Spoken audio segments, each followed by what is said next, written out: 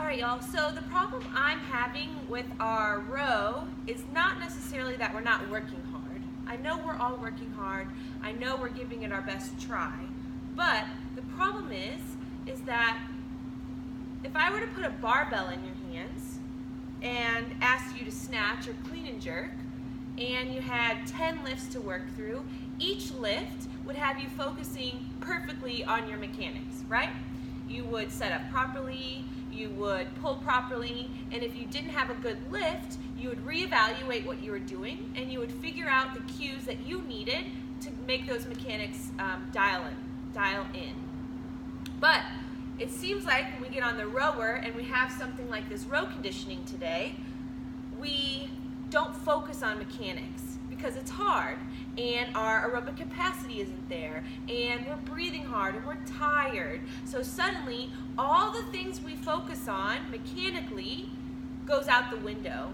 And unlike a clean and a snatch, which is fun and glamorous to focus on mechanics, the row tends to get pushed by the wayside. So today I'm challenging you to think about your mechanics, to dial in certain things that are going to help you row more efficiently, okay? Because it's hard, and you're probably rowing even harder because you're not rowing efficiently.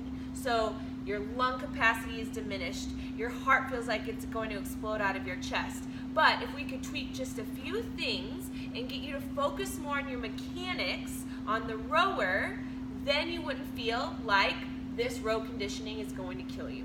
So, a couple things I want you to think about today when you're rowing is to have a really strong pull through your arms, right? And to keep this line as straight as possible. So what happens when we start to get tired, our arms become really jello-y. So we tend to bunny hop over our legs, or the line is bouncing in between each stroke, right? So every time that line bounces, it takes some distance away from us, or it takes some power out of our stroke, and therefore we're not getting as many calories as we normally could have, right? So we want to think about keeping this line as straight as possible, and that helps us to have a really strong pull, right? Our arms are straight, there's not a lot of movement, just like we were pulling in the deadlift, right? You're not going to sit up to a 300-pound bar and pull with jello arms. It's the same thing on the rower. Don't set up for the rower without strong arms and shoulders. So every single time you set up for that stroke, arms are straight, shoulder blades are pulled back, your chest is tall to get air into your lungs, and that line can stay nice and straight the entire time, right? Without any movement. Secondly, you want to think about the longest pull you can get, right? I use the analogy of the lawnmower a lot, but when you're starting a lawnmower and you've got that pull start going, you don't stop the pull halfway, right? The lawnmower would never start. It's the same thing with this flywheel.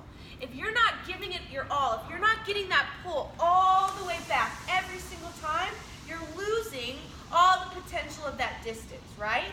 What that doesn't mean you have to do any crazy pulls to your head or anything like that. It just means you need to get the full pull out to your sternum. Immediately shove those arms forward and come back in, okay? So those arms stay straight, you get a big pull back, and then come all the way in, all right? That's gonna be so important, right? Finally, keeping your heels down. You guys are so resistant to this, but a lot of us tend to allow the seat to come all the way to our heels and push through our toes.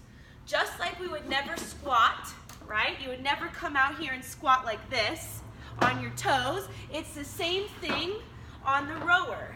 You want to keep the heels down to engage through the hamstrings and glutes to make sure we're getting the full potential out of those legs. Reach in, drive hard through the heels, and pull all the way back, all right? Hopefully some of these tips will help you today in our row conditioning, and good luck.